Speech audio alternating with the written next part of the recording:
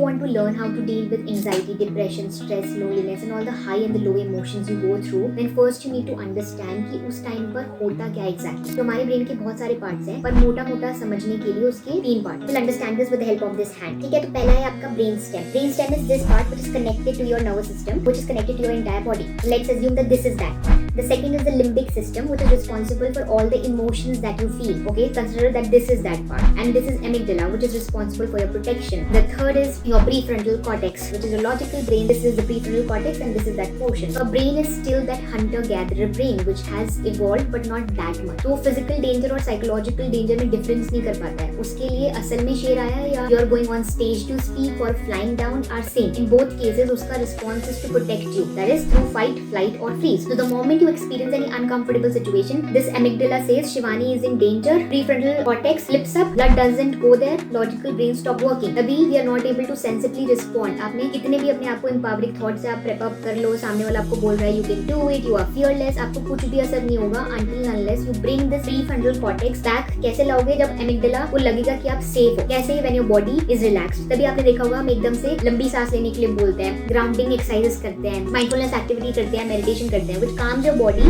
Amygdala says everything is fine. This prefrontal cortex comes back. Now whatever you say, your conscious brain, that is your prefrontal cortex, is able to respond to it.